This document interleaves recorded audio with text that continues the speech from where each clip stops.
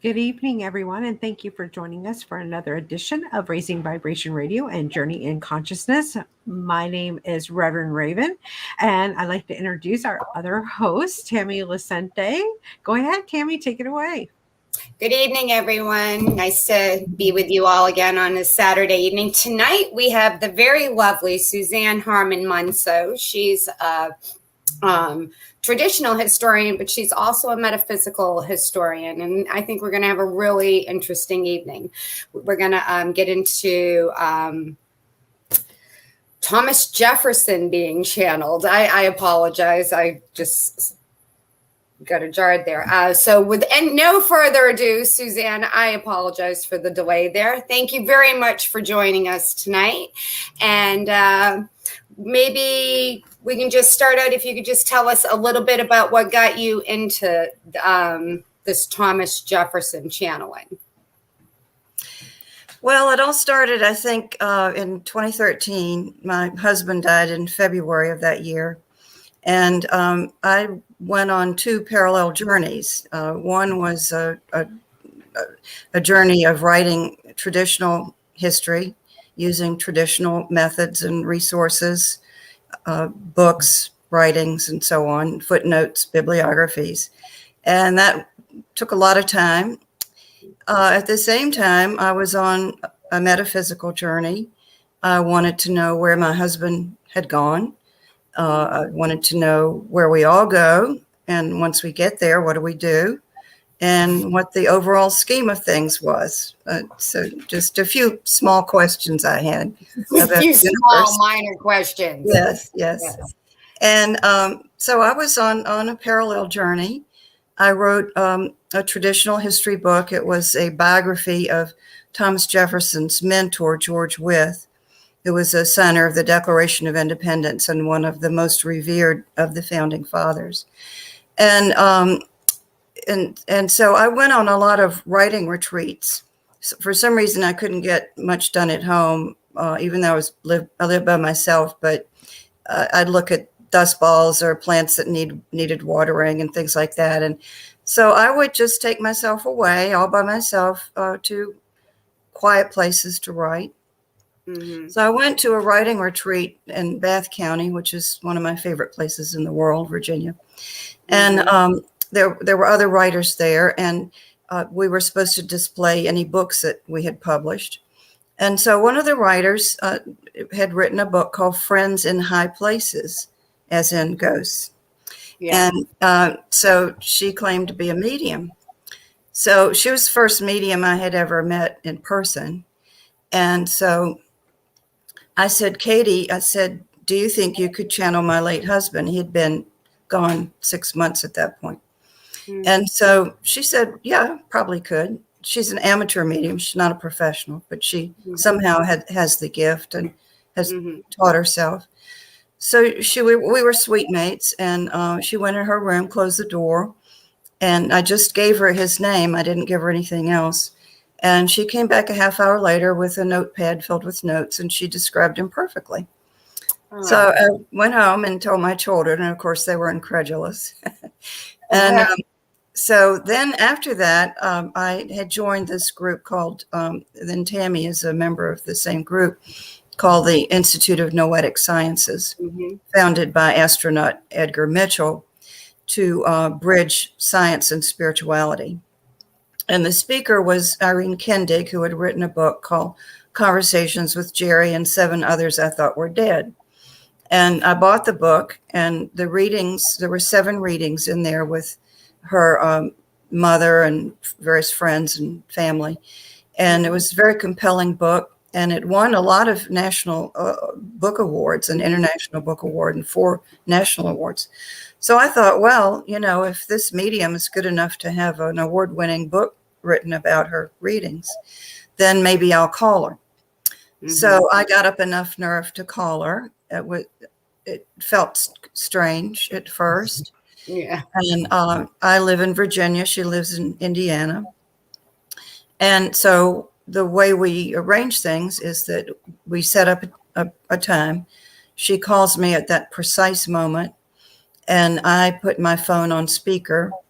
And when I was channeling just my late husband and my friends and so on. I would just write as fast as I could on a yellow notepad because even though the sessions were recorded, I never wanted to go back and listen to a whole session. Yeah.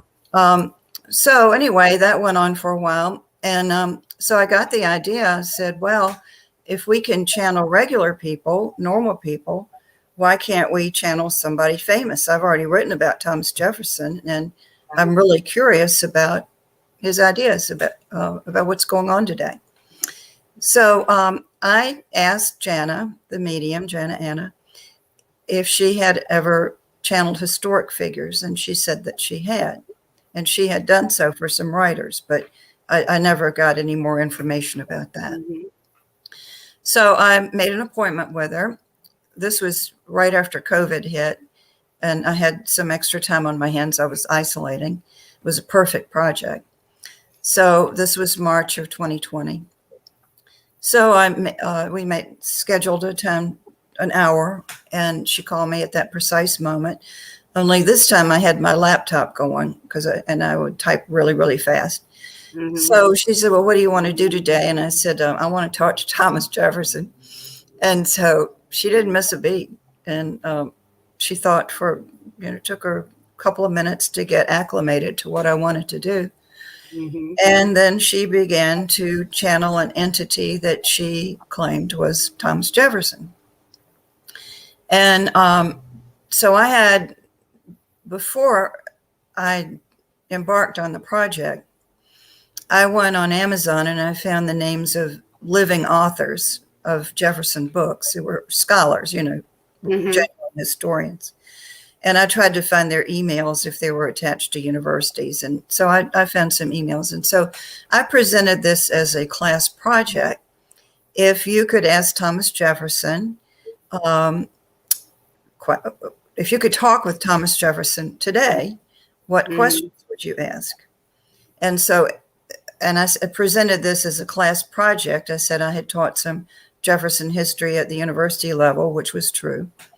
And of course, I would never have told them what my real purpose was. They never would have participated. So I got a number of really, really good questions from them, some that I would have asked myself, some that I wouldn't have. And so I used all of their questions. And I had 8 sessions, 8 one-hour sessions, actually a few more than that, but and they were all recorded. And so I would type as furiously as I could on my laptop with the phone on speaker. And then I would go back and I would fill in, the blanks. I wanted to be very, very accurate in what I was presenting to the public as this channeling process. And so that was the process. And we had 8 one-hour sessions, and I had enough for a book. And this is what the book looks like. It's kind of mysterious looking. I don't know whether you can see that. Anyway, there's the mysterious looking Thomas Jefferson in shadow. And I needed to put right on the cover what it was all about. I couldn't just say, this is the Metaphysical Thomas Jefferson. Oh, big yawn. This is another one of 30 books about Thomas Jefferson. Exactly. So put on the cover, a medium channels the founding father. And so it's had a very good reception. It came out in late May, and a lot of people are reading it. And I'm asking, so where is it available? It's on Amazon in Kindle, paperback, and hardback. That's amazing. So you were thinking right off when you started getting all of those channelings, like the total of 8, that you were going to compose a book out of it, correct? I was hoping to do that. Wow. At the second session with Mr. Jefferson, I said, do we have enough for a book? And, do you want to participate with me on this project? And he said, well, I think we do. And he said, you're coming from the right place. I wrote it not to make money. I would like a lot of people to buy it, but I did not write it to make money or to become famous myself. I prefer to be in the background. I have to do these podcasts to get people to read the book, but and I wouldn't mind being on Oprah. Oprah, would you please? Oprah, right? We all just love Oprah. Don't we all just want to be friends with her? I do. Right. So, all right. So you were told that there would in fact be enough for the book, and then you proceeded and you have the book. And I've had some time to look through it. I have not read the entire thing. I've gotten about halfway through it, and it's phenomenal. What would you say it was the most interesting information that you got as already being a historian? See, I'm not, right? So if you're already a historian and then you do the metaphysical Thomas Jefferson, I think it'd be really interesting to what was the most surprising to you or interesting. Well, my first book, basically, even though it was a biography of a founding father, was really about good government. It was about the founding principles of our democratic republic. And I follow politics really carefully. I'm really, as are most people, depending on whether you're on one side or the other, I think everybody's been concerned about our government in one way or the other. And so I was especially interested in what he would have to say about our government from his perspective. But we covered many, many topics. We covered the media, we covered foreign policy, use of the military, religion, race relations, slavery, higher education. And because I wanted to ask him how he felt about his university that he founded in 1819, University of Virginia. And how did he feel about that? Well, he said there are some faculty and people in the administration who still adhere to the principles, his original principles. But that like other institutions, like other universities, institutions of higher learning, they'd gotten away from the core values that the administrations have, and he wasn't just talking about UVA, he was talking about universities in general, that they're top heavy, that there's more focus on the institution sometimes than there is on students. And he'd like to see, he wanted to see a takedown in all of our institutions. He wanted to see a revision in all of our institutions, and a revolution. I have a question, if you don't mind me interrupting. I'm just wondering, does he communicate with the other founding fathers of this country, and how do they feel about what our situation is in this country right now? I forgot to say it. There's a chapter on other founding fathers, and I did, and I have something I can say about George Washington that's pretty interesting. And of course, everybody knows about Alexander Hamilton now because of the play. And so I asked him if he saw much of Alexander Hamilton, if they had resolved their differences. And he said that no, he didn't see that much of him on the other side. And then he joked, he said, who knew that he would become a song and dance man? And he said, he said that he thought that entity, that Hamilton had tried to help the writer of that work. But basically it was just entertainment. And if people got a little history out of it, that's fine. But that it was skewed as far as how it presented the founding fathers. But it was good entertainment. And then he said, I hope nobody turns me into a song and dance man. And I said, hey, guess what? You're in it, singing and dancing. And apparently he hadn't seen the play, but he was aware of it. He was aware that it was a sensation. But he said he thought that Hamilton maybe was a little embarrassed by it. And oh, really? That's interesting. But I think one thing that you all know, that some people know who do study the other side, is that we don't have the same animosities on the other side that we have here. We have, yeah. So a lot of his comments about the other founding fathers were fairly benign. He didn't have anything really. He had a few negative things to say about some of them, but they were more objective, just speaking about their faults objectively. Mm-hmm. Yeah. Yeah. Very Yeah, because we tend to take our personalities with us over to the other side. So, some people, even though it's all loving and feeling, there's some people that are stuck even on the other side with opinions and things like that I've learned with channeling people or talking to other people on the other side. So I was just curious about our founding fathers. Are they disappointed in us in this country right now?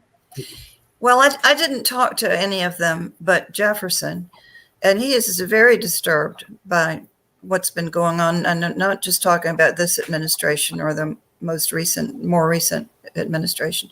For many, many years, he's been very concerned about the corruption that's been going on, particularly in Congress. And so that's the questions that I had about government constitute really the first chapter of questions. And we went into that extensively. He's very concerned.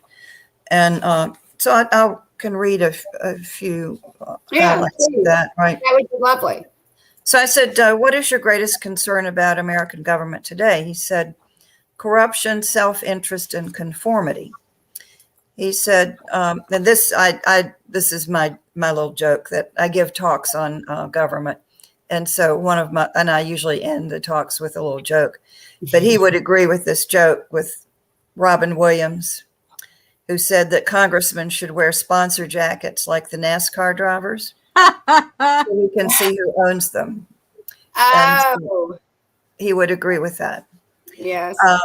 So he said that many in Washington had been compromised by wealth and power to the point that big money interests have become paramount over the interests of average American citizens.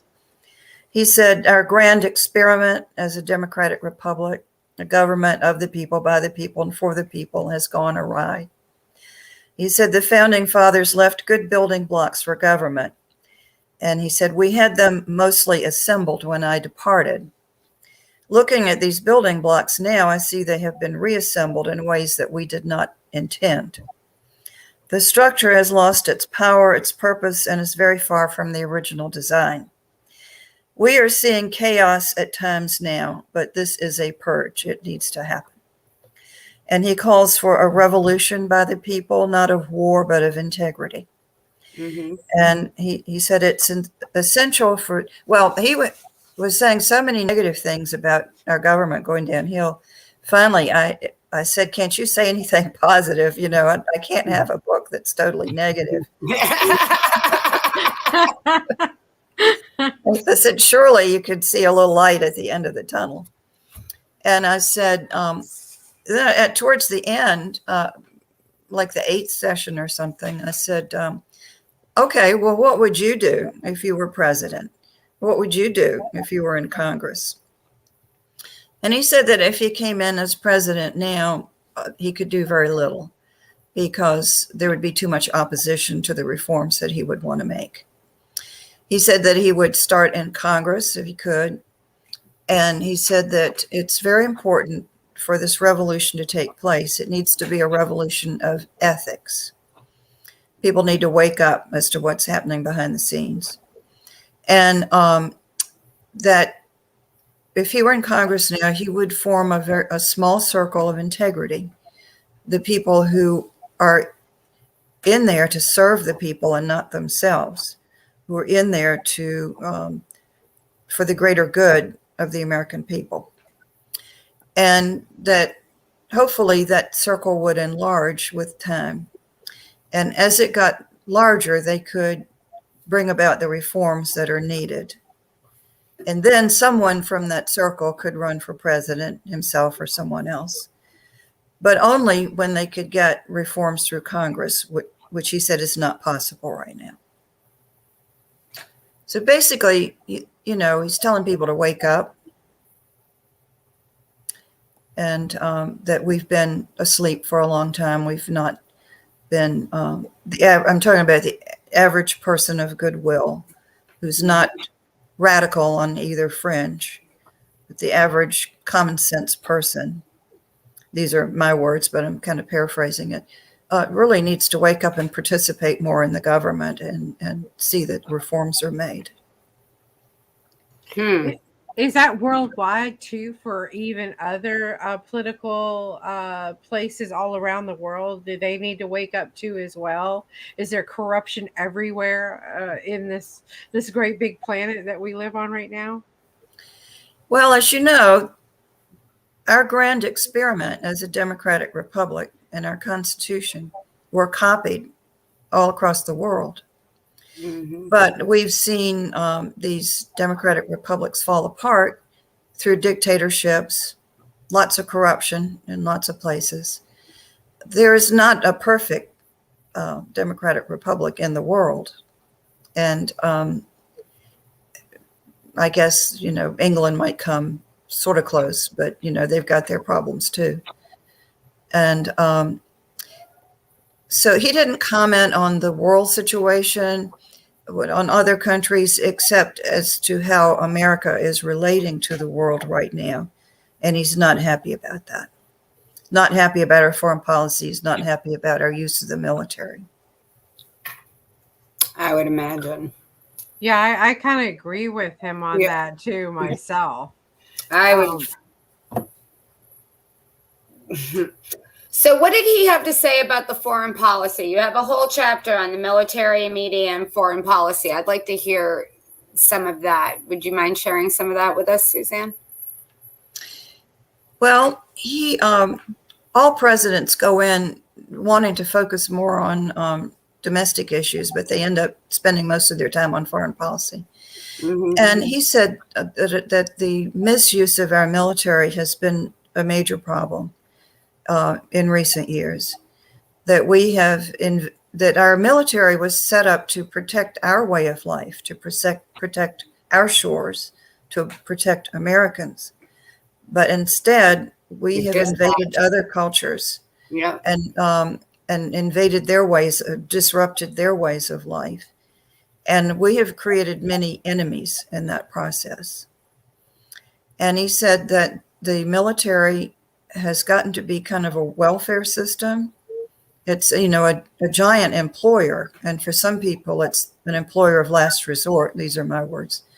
Mm-hmm. But he said, for example, in towns where there are military establishments, but the establishment has long since passed its usefulness. Mm-hmm. You can't shut the establishment down because people will lose jobs and the economy of that area will suffer. But that's not in the best interest of the country, is to keep useless facilities going just to employ people or just to improve the economy of a certain small area. Yeah.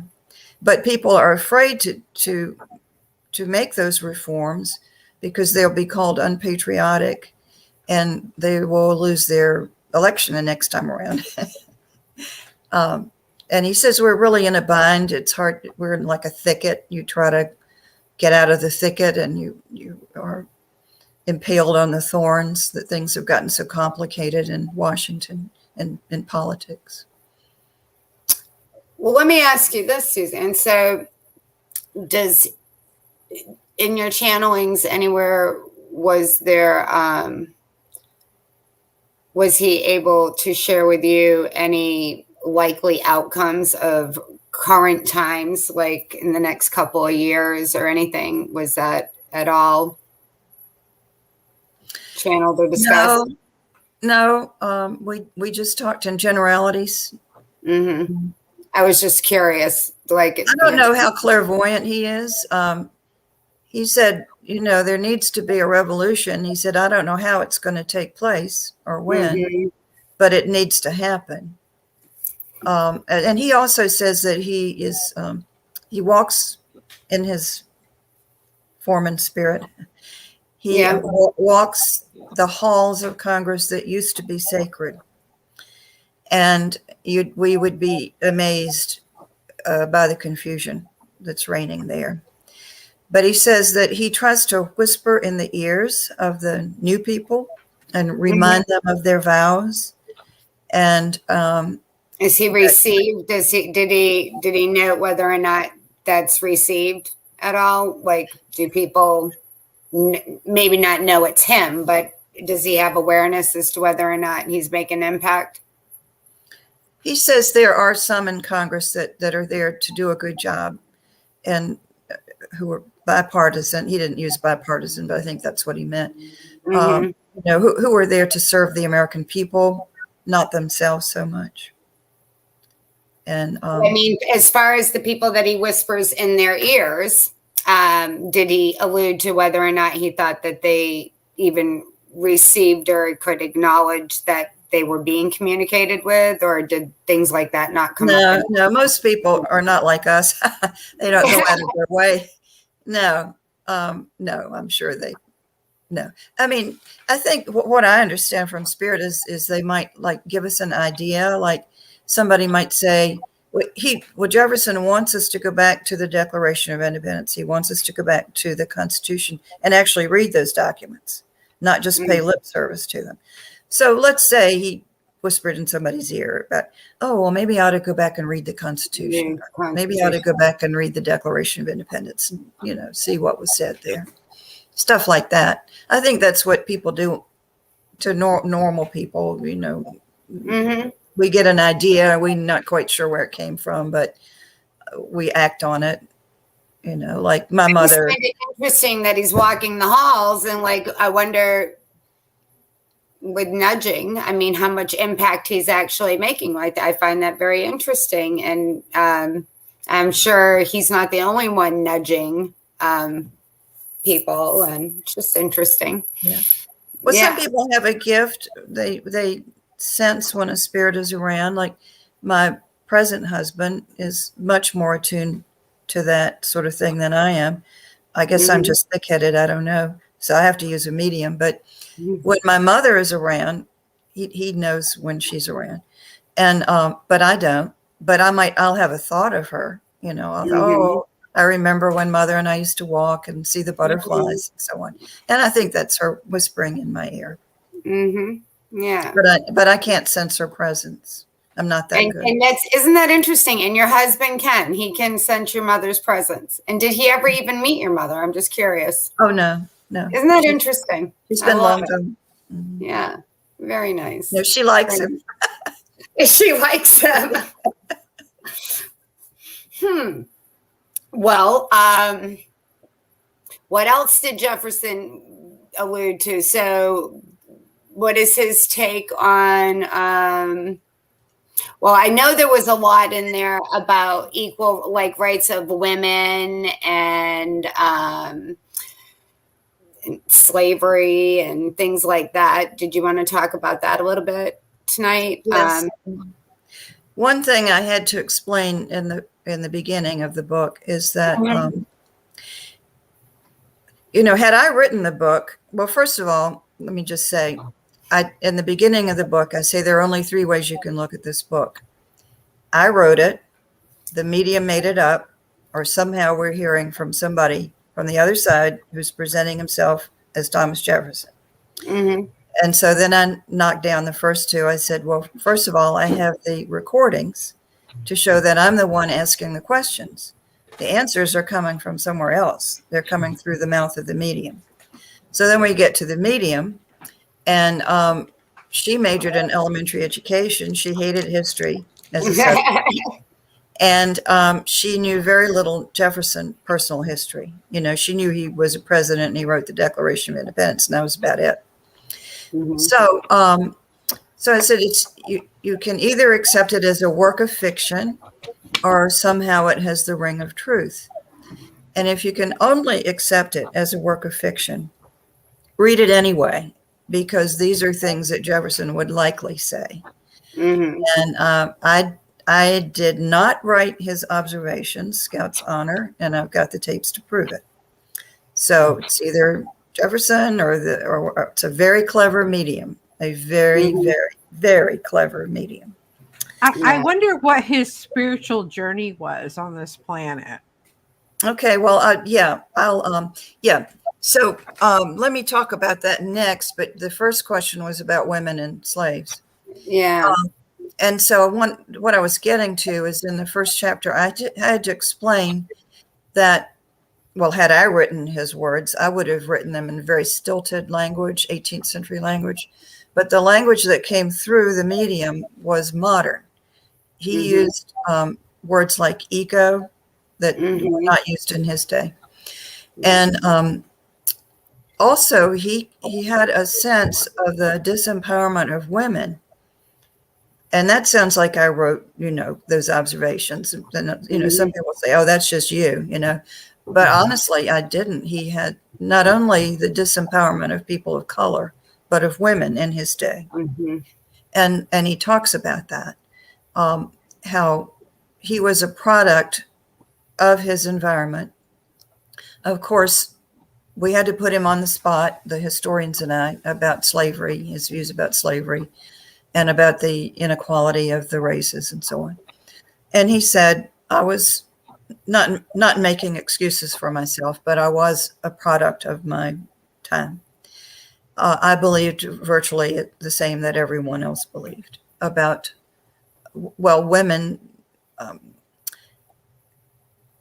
were cohorts of men, and men had some respect for women, but really not of their intellects. They were not expected to go to college, certainly not to the University of Virginia in 1819 when he opened it.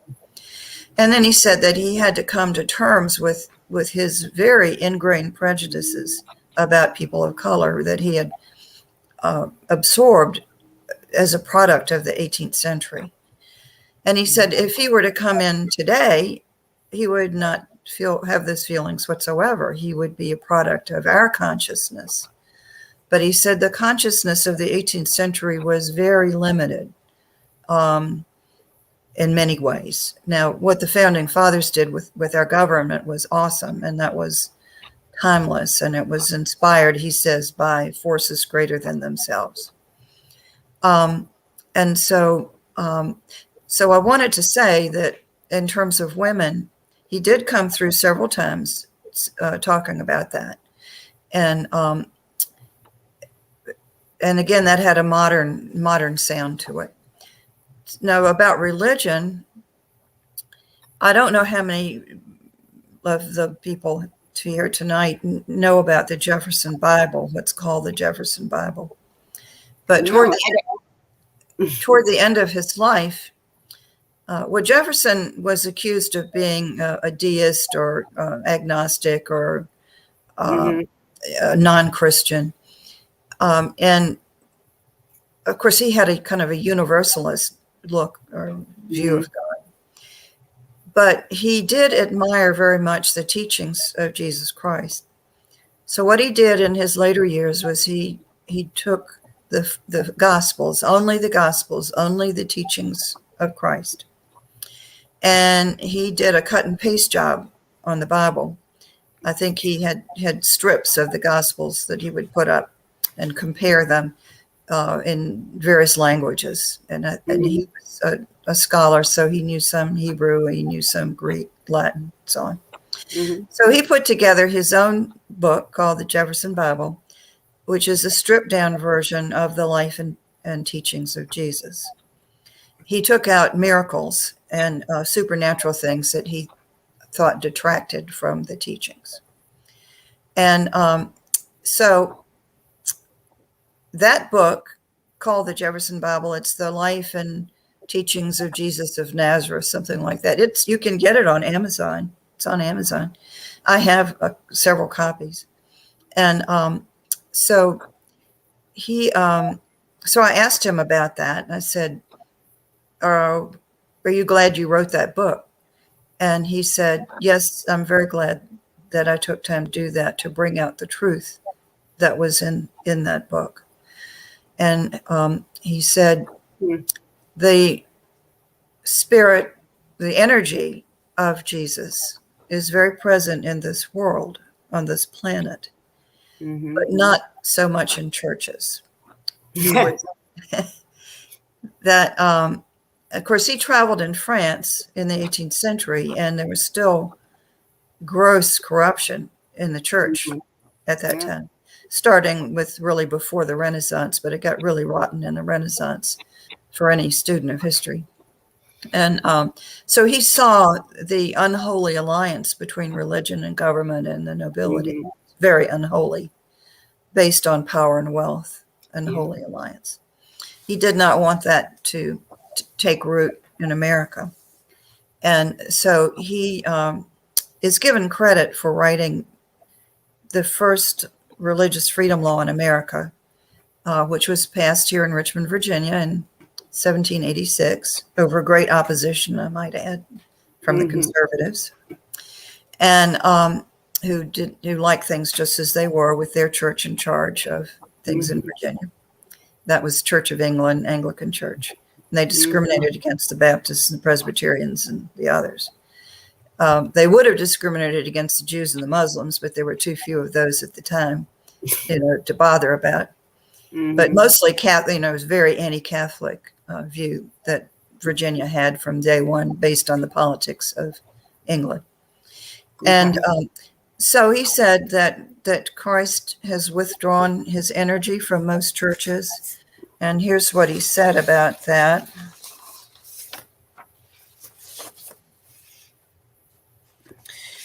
He said he sees churches organized in the name of God, but they are filled with the teachings of exclusion, hate, division, and judgment. And those were not the teachings of Jesus. Amen. Exactly. Now, we all know some good churches. I don't think this was a blanket criticism of all churches. We know some that preach love and kindness and goodness to the underprivileged and so on. But we also know of the churches that are based on power and wealth and greed and exclusion and judgment. And so he says that Jesus has basically withdrawn his energy from those places. He does not exist in those places, but that his energy is very present on this planet. His name has power. You can call on his name and he will answer. And he also said that miracles do happen, what we considered miracles in the Bible, that they are possible and that they do happen. But he took those out of the Bible because he wanted people to take power to themselves. That, yes, I have the power, to be a good person, to forgive, or even to do miracles. We all know about miraculous healings and things like that. So we have a lot more power than we think we do. And he was all about power to the people. And he's very concerned about an erosion of our freedoms here in this country, which we have willingly. And rightfully so, I would have to say. I mean, right? Rightfully so. I have a question, Suzanne. When you first started going down this path and everything, and reaching out and communicating with your husband, and then being a historian, you're a lecturer, a teacher, an author. This doesn't really fit into your mindset, right? Are you a type A personality? Right? Well, I work hard. But I also take a lot of time to just sit and read books and sit out in the sun and walk. And, I have been told in some of my readings that I was working too hard. And I would say, well, I have to finish this book. And it's not really work for me. I like to do it. Right. It's what you enjoy. Yeah. Right. But what was it like, the feeling when you first started communicating through another person to the other side? Did you think you might go crazy a little bit? What were you doing there? Because I'm just wondering what that first experience was like for you. Well, the first experience was the medium I met at the writer's retreat. And my husband told her, he said, I'd rather talk to my wife. I'd rather talk to Suzanne rather than you.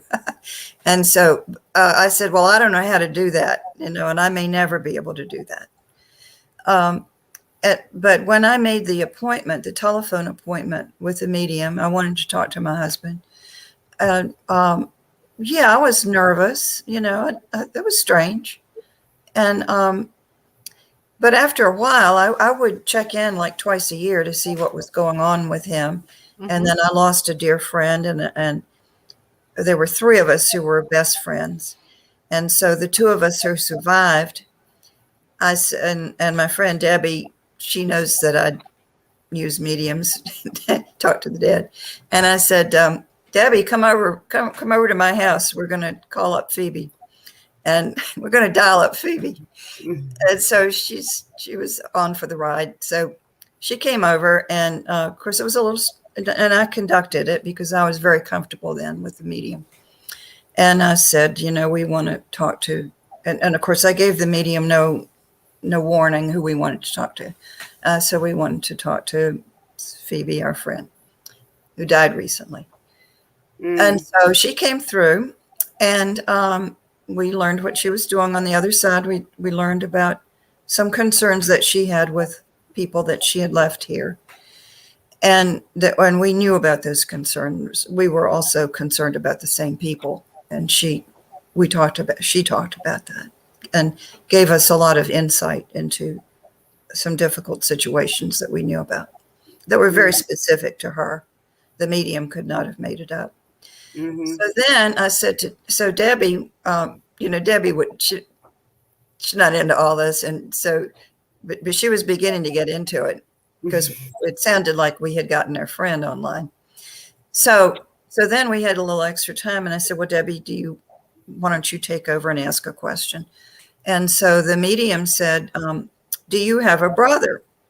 And Debbie said, yes. And she said, your brother needs you right now. So right after she left my house, got in her car, there was a call from her brother from several states away. And he said, Debbie, I need you. And he had some illness in his family and he needed her. Anyway, that pretty sealed the deal for her, huh?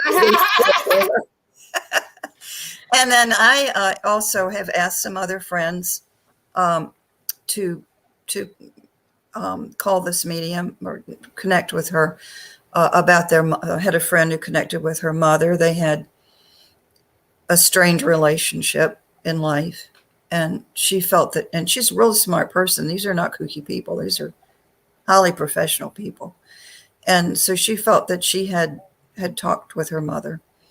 And let's see. Oh, and so I had another friend over to my house because I knew people, if you leave it up to people, they're not going to do it. They're not going to do what I go where other people fear to tread generally. So I didn't mind, doing all this. I thought it was fun. My motto is nothing ventured, nothing gained, Mm-hmm. So anyway, I had just recently, a couple of weeks ago, I had a friend over and she wanted to talk to her father.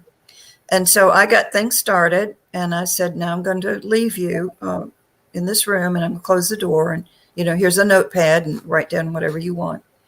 And after an hour, she came out and said that she had connected with her father. And this woman is no fool. And a lot of these people are not particularly religious, but it's just a new world. It's just a new concept for a lot of people that you can actually communicate with those who've departed. I think most people believe that something of us survives after the body dies. Mm-hmm. But after that, the Bible is very vague about it. The only thing Jesus said that I can remember is that I go to prepare a place for you. In my Father's house, there are many mansions. Well, I always wondered, well, what kind of mansions? Like Spanish, French Provincial? What is it like? And in all my readings about the afterlife, I have understood what he meant by mansions. We can create our own version of heaven on the other side. And but there's been very little detail. And what I tried to do, when I was seeking answers after my husband died, I did not go to religion because I already knew what religion said. Mm-hmm. I wanted to go to the people who are doing the research today at the University of Virginia in very credible places. And I began with a near-death experience. And then I moved on to Dr. Brian Weiss's book, Right. Mhm. Many Lives, Many Masters. And then I moved on to Michael Newton's book, Journey of Souls. And that sort of rounded the circle for me in understanding the system that has been set up by our Creator for us to operate within. And I also learned that we have a lot of freedom. We have free A will. lot of freedom. Yes. Yes. That it's not God picking winners and losers, There is a degree of fatalism in the lives that we live, but we have chosen our fate before we come here. And sometimes it's not comfortable. Sometimes it's very uncomfortable. But we That's choose true. those things for growth, for the growth of the soul. I agree wholeheartedly. When you Was were, that? oh, go ahead, Tammy. No, I was asking you what you said. I wanted to know when you were studying the near-death experience. We actually had Dr. Raymond Moody on here. Did you happen to read any of his books during your? Oh, yes. That was one of the first ones I read. Very fascinating. Yes. Very, very fascinating. And still today, some of the physicians kind of, poo-poo that, saying that doesn't even really happen. Yet these patients can give detailed accounts of things that are going on in a room, where they're supposedly quote unquote dead at that moment. So, Oh, yeah. Yes. Well, I'm reading a book by Dr. Weiss, Messages from the Masters. And he's saying that when he gives talks, that just countless doctors will come up to him and whisper in his ear, "Oh, I had a patient who had an out-of-body experience, and I'm not telling anybody about it. They'll think I'm crazy, but it actually happened. This person got up there and went into 3 rooms away and heard exactly what we were saying about her, and then came back in her body." So they're definitely out-of-body experiences. But what Dr. Moody did and Dr. Weiss, they both went out on a limb. Dr. Moody with near-death experiences, Dr. Weiss with his experience giving a patient deep hypnosis and her having recollections from many past lives. And so Moody came up with a groundbreaking book on near-death experiences. He put his career on the line. A lot of medical doctors said, "Oh, it's nothing but an hallucination, the dying brain on fire." But there have been a lot of medical doctors who have countered that argument, that is just not so. And one of those doctors was Eben Alexander, who has the most famous near-death experience. His book is called Proof of Heaven, international bestseller. He's been all around. A lot of people, I've heard him speak 3 times. And he is a neurosurgeon, and he countered all of those arguments about the near-death experience, that yes, he was dead as a doornail. That all the monitors that were hooked up to him were flatlined. He was flatlined for a number of minutes. He left his body and he went to the other side, and he came back to tell about it. And it's an awesome book, but there's still critics of him as an individual and of his account. And people just are pretty much stuck in the material world. They can't envision anything that's not material, that you can't hear, taste, feel, touch. But there is a very real world that we can't see or touch, but it's real. It's at the molecular level or the subatomic level, the energetic level. We're in very dense energy here, as you know, in our physical bodies. But there's the higher level of energy, and that's the energy of us that escapes when we lose our bodies. I agree wholeheartedly.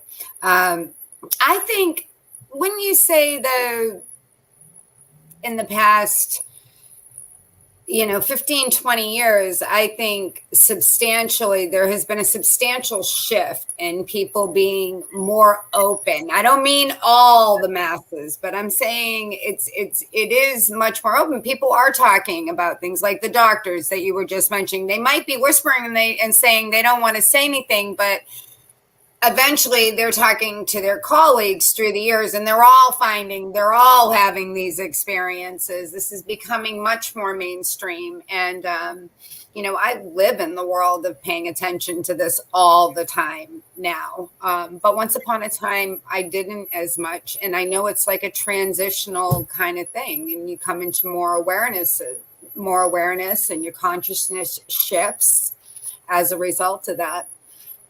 So it's That's all right. quite fascinating. Yeah. Well, I was told that my late husband was a bridge for me between the material and the non-material world. And that's what he has been for me. And if I hadn't been on that metaphysical journey, I wouldn't have thought of contacting Thomas Jefferson for sure. Yeah. And I'm sure it's been life-changing for you, right? The entire thing. Yes, the last since he died, yes, I've read probably 36 books about various aspects of the afterlife, and I've answered a lot of questions. I really don't have that many questions anymore about what happens to us. Yeah, you said that you're very satisfied with the answers that you've got and your understanding of things today in the afterlife, and that's quite remarkable. Yeah, I had no reason really to think about reincarnation. I was raised as an Episcopalian and I always accepted, kind of accepted things, but wasn't quite sure about the Trinity and stuff like that. But and I always had my doubts about a God of love. I always wanted to believe in a God of love, but how could there be so much injustice and pain and suffering in the world? But these near-death experiences, and I've read individual accounts and summaries of accounts of probably, hundreds of thousands of these experiences, and they all talk about dwelling, once they lose their bodies, in this unconditional love. And it comes from a source that they kind of agree is our creator. And not everybody sees a being. A lot of people will see a spiritual being. Some people feel that it's Jesus. There are other people from other religions will see Buddha or something. But it's all a being of great love and tenderness. And so I've been convinced that there is a creator and that he does love us, just like they're trying to tell us. They've been trying to tell us that. And I never really quite believed it. Convinced. Yeah, right. That's fabulous. Here's what I think. What do you think, Sand? With religion and going to that point, I think that when you're forced as a kid to go to a church because your parents went there and you're brainwashed to believe the guilt and the shame and that you're not enough, just so they can control you to have whatever, power over you that they can get. And it makes me sad. Yes. It's all about control. It's about mostly men, but there've been some women, bad evangelist women, who've been in it for money and power and control over other people. Oh, yeah. Religion has been used as a bludgeon since the first time the church got corrupted, not too long after Christ died. It became an arm of the government. When Constantine came in, he used it as a bludgeon. He used it as a reason to go to war. And there have been all these religious wars and the church haven't stopped since. Yeah. Yes. So but what the near-death experience has taught me is that and when they come back, they say it's all about love.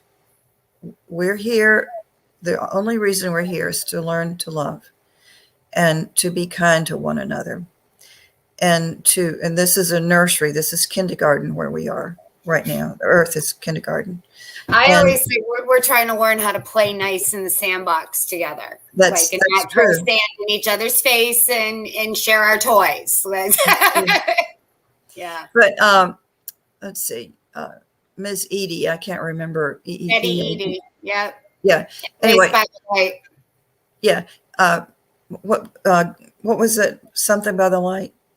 What was Betty the title? Edie wrote Embraced by the Light. Embraced by the Light. Yeah. I read, that was one of the first books I read. She had a very profound near-death experience.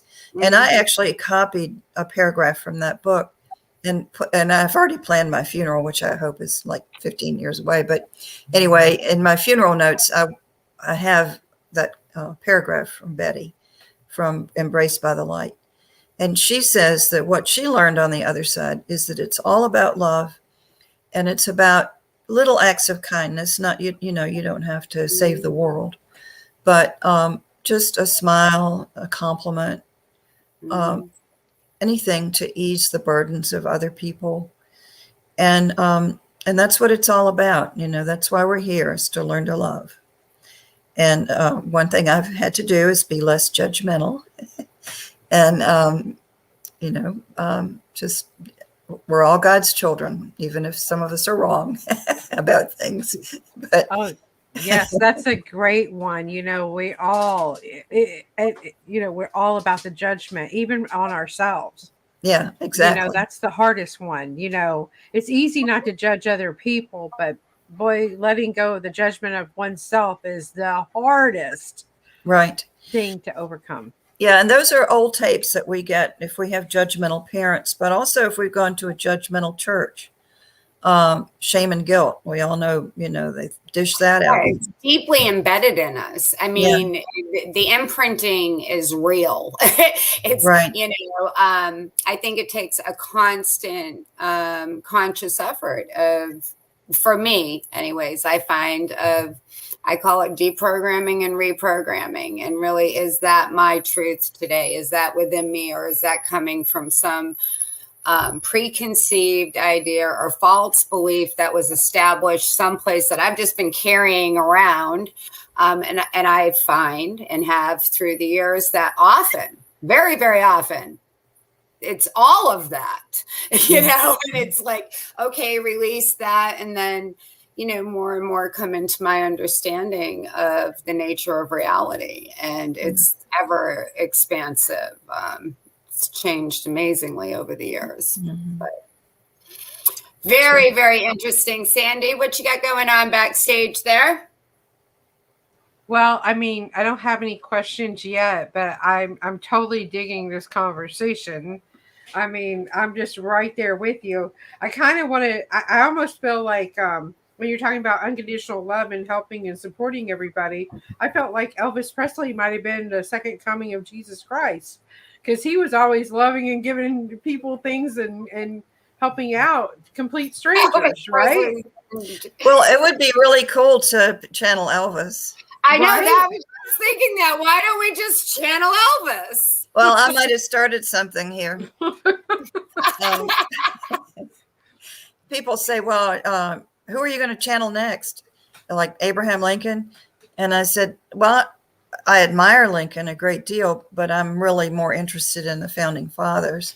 And I really have no plans to channel another historic figure unless somebody whispers in my ear or something. But I do have a colonial woman that I'm interested in. Really? That I have a connection to. Yeah, and you want to tell us a little bit about that? You've got me interested. Or no? Well, very little is known about her. I wanted to write a book about her a long time ago, and I was told I didn't have enough for a book.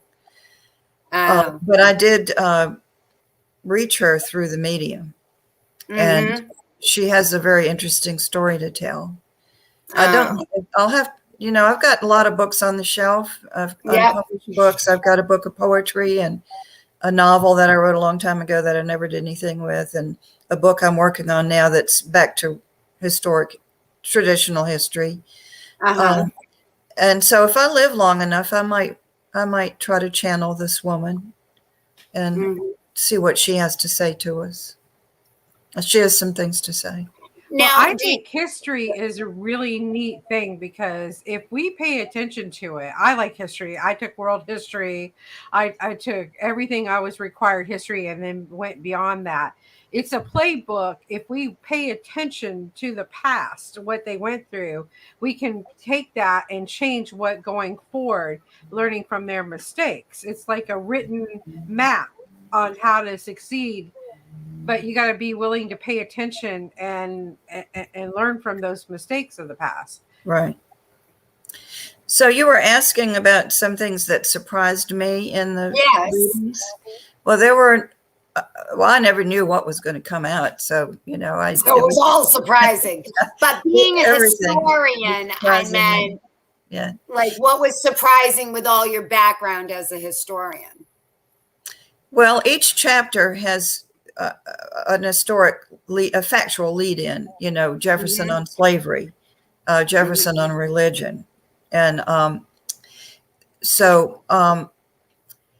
one of the historians who did submit a question asked this question, if you could talk to Thomas Jefferson, what question would you ask? And his question was, who was the most influential person in your life? Well, had I written the answer, I would have said George Wythe, because he was the mentor that I wrote a whole huge book about.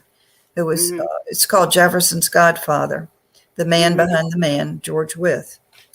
And I would have said George Wythe because I knew he had tremendous influence over this young man, Jefferson, who had lost his father at age 14 and was beginning to hang out with the wrong crowd as a college student, unsupervised. And he later wrote about that. But no, his name didn't come up. And although he is mentioned in the chapter about other founding fathers. But so the question was, who was the most influential person in your life? And the answer that came through was, other than my mother. And I thought that was really interesting because I had read this book, trying to remember the name of it, Founding Mothers or something like that. It was about the mothers of presidents. And the author of the book said that most of the presidents had been mama's boys. And the fathers had been very weak, either alcoholics or just weak men. And the mothers had taken over and had raised these strong boys. Certainly, we know that was true of Franklin Roosevelt. Anyway, that historian, who was female, said there were only two founding fathers who apparently were not very close to their mothers. George Washington's mother was crabby, so we hear, and that's just based on scant evidence. I mean, nobody knows the truth. And that's what Jefferson said. Nobody knows the full truth about the founding fathers. And so, and then Jefferson was cited as not being close to his mother because he never wrote about her. And none of his letters survived. Tragically, a lot of his letters as a college student were burned when the home place burned.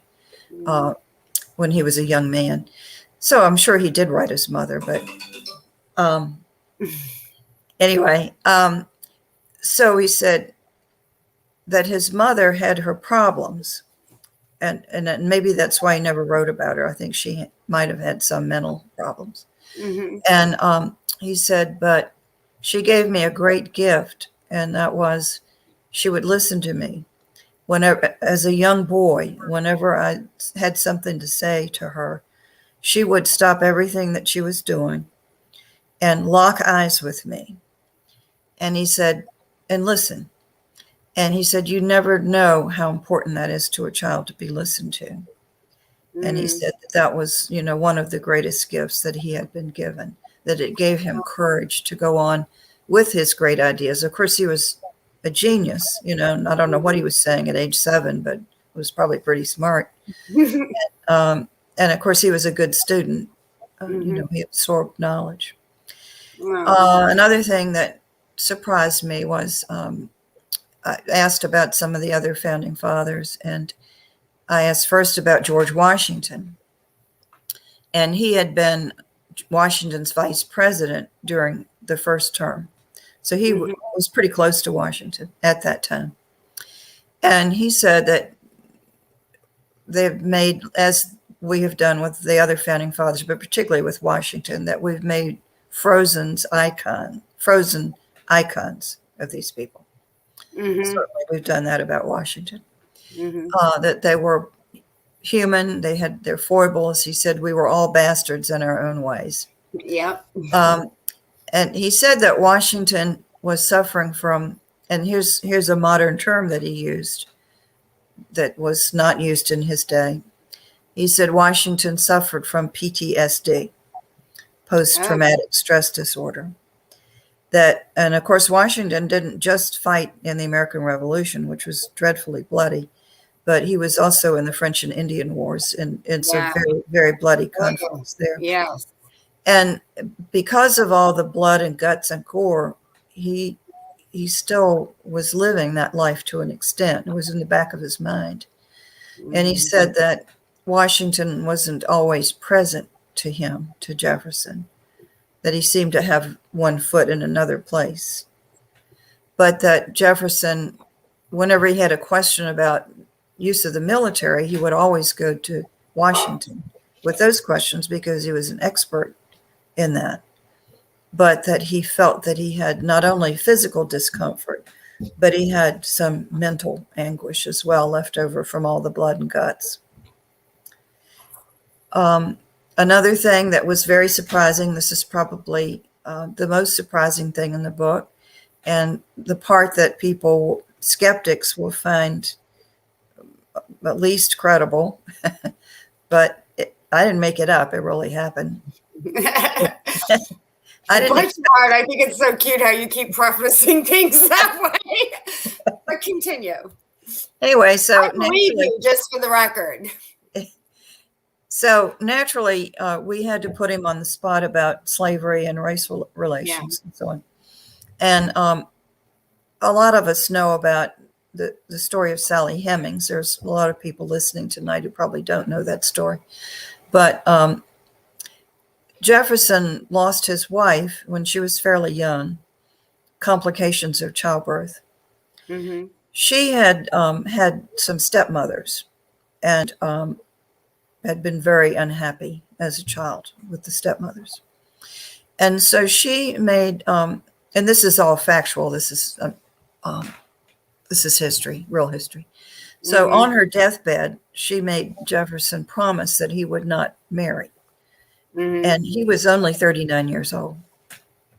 And so he did have, most people agree that he had a slave mistress whose name was Sally Hemings.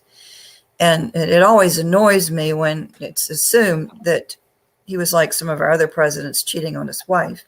But he wasn't. She was dead. And he couldn't marry. And so he, according to sources, historic sources, he took this young girl as his slave mistress. And she was in France as a attendant to one of his daughters. And so I had to ask him about that because there's a lot of controversy at Monticello where there used to be. Did Jefferson really father children with Sally Hemings? And who was Sally Hemings really like? Well, as it turns out, Sally Hemings was his wife's half-sister. They had the same father. She was 3/4 white. Her grandfather had been a ship captain, white ship captain. So she was very beautiful. She had there's no picture of her, but she was described as being very beautiful with long hair down to her waist. And so they did some DNA tests up there, and they did some of the tests indicated that Jefferson had sired at least one or more of her children.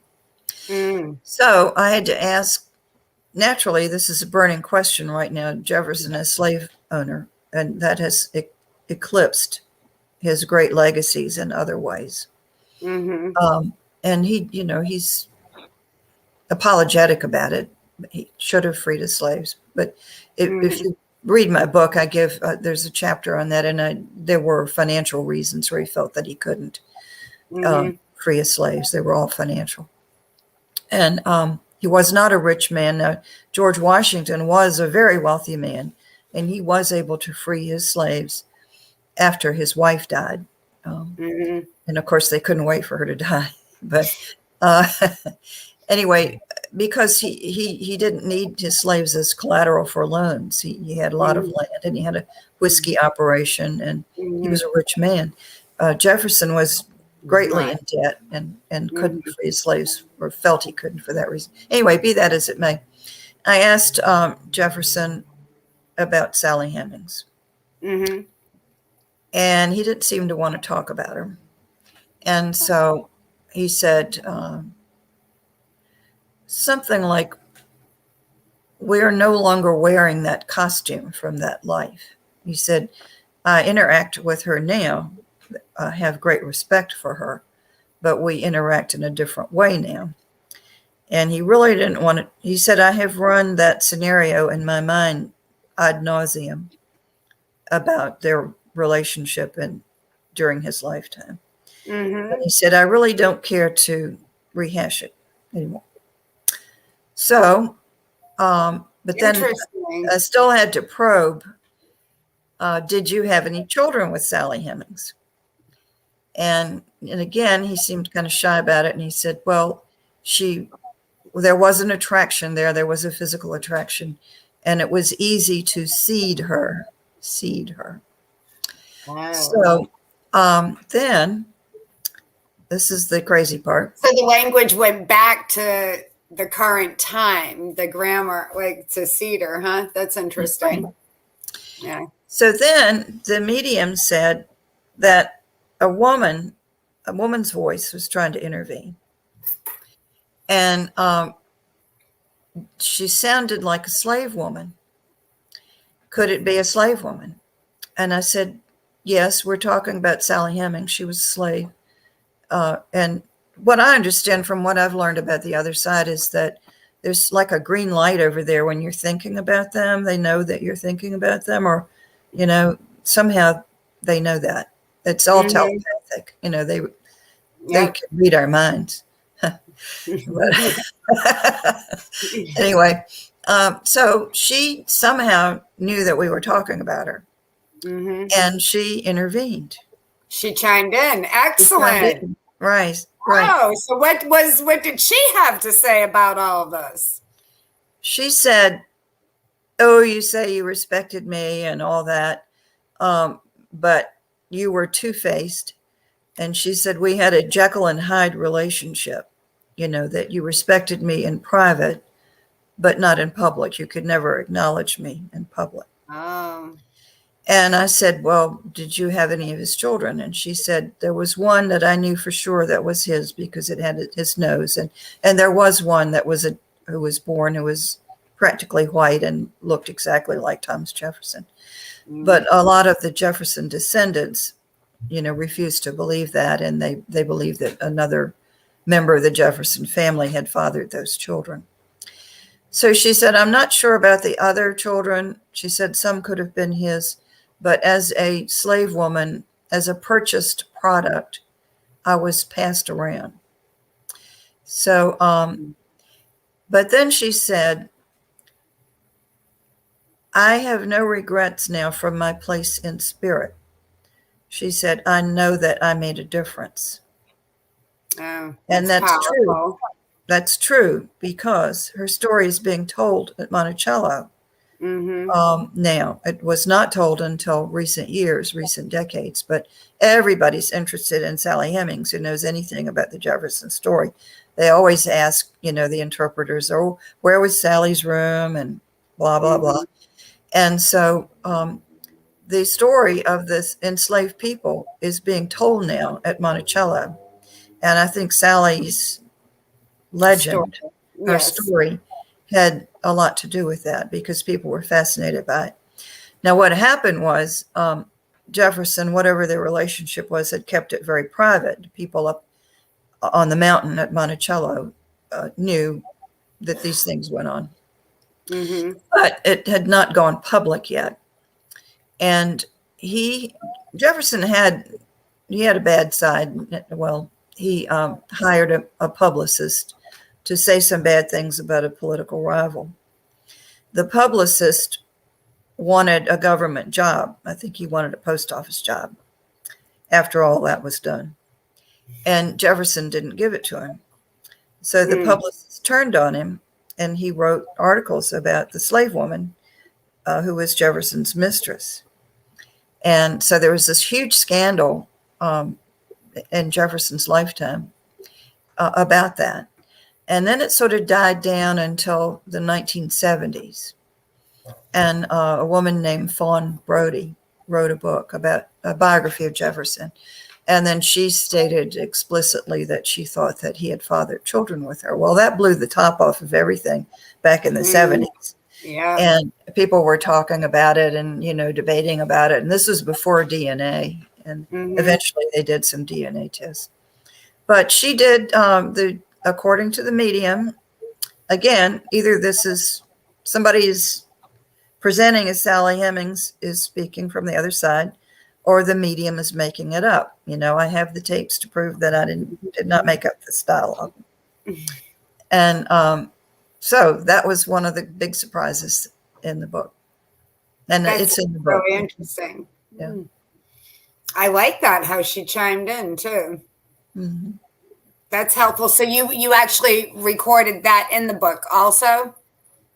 That's in the book. Yeah. Yeah. Excellent. That episode is in the book. Yeah. Cool. Very interesting. Yeah. Go. So, Did you have you ever been to Monticello and just hang out and feel the vibration there? I did go about 3 years ago, but I had written about Jefferson's youth. I'm really more attuned to Williamsburg than I am to Monticello, because I wrote about his youth and his mentor who lived in Williamsburg. I have a great affinity to Williamsburg. I'm in awe of Monticello. I think it's a wonderful place, and I like visiting there. But I feel more at home in Williamsburg. I was told that I had a past life there at that time. Yeah. Yeah. Oh, really? Do you know what time period that was in? Yeah, it was right around Jefferson's time. Around I asked if I had known him, but apparently we didn't have a relationship then. But I That's did. really interesting. And here you are in this lifetime doing that. I just find it all fascinating. Well, there's really more to the story. I hesitate to say these things, or people will really think. No, I'm crazy. please. But- No hesitation. Say. Okay. All right. So I felt compelled to do this biography about Jefferson's mentor, George Wythe, who's called the Forgotten Founding Father. You hardly read anything about him now, and it's a tragedy because he had so much to do with getting America off to the right start. Yeah. So I had read a book about his death. He is the only signer of the Declaration of Independence to be murdered. All the others died a more or less natural death. I think he was collateral damage. I'm not sure that he was meant to be murdered, but some other people in the household were meant to be murdered. He had a very bad nephew. He had a wonderful influence on Jefferson and other young men, but he couldn't do anything with his nephew, who was too far gone with gambling and drinking and so on.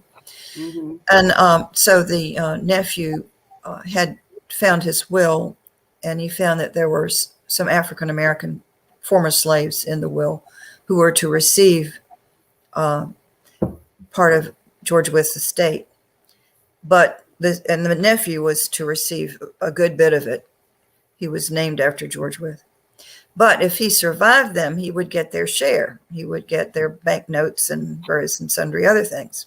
So he came in one morning and he put arsenic in the coffee.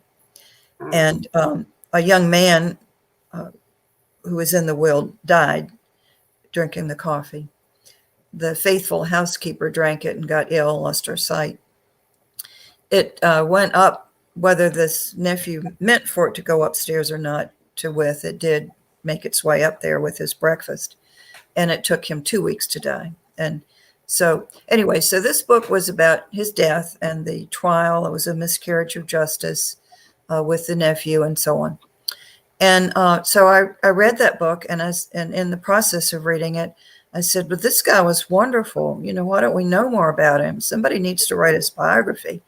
There had been some minor biographies written about him, but nothing big or recent. So at the time I was working and I couldn't do it. But as soon as I quit my job and retired, I said, I can do this book now. I'm doing this book. Fabulous. And I spent like thousands of hours on that book.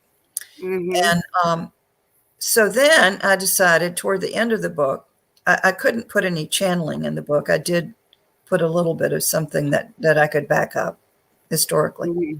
Yeah. But by this time I had a pretty good relationship with the medium. And so I said, she said, what do you want to do today? And I said, I want to talk to George Wythe. And so I had a number of conversations with him. And I said, I said, do you like my book? And he said, our book. He said, I'm helping you. Yeah. And later on, he thanked me for the book. He said, you brought out, well,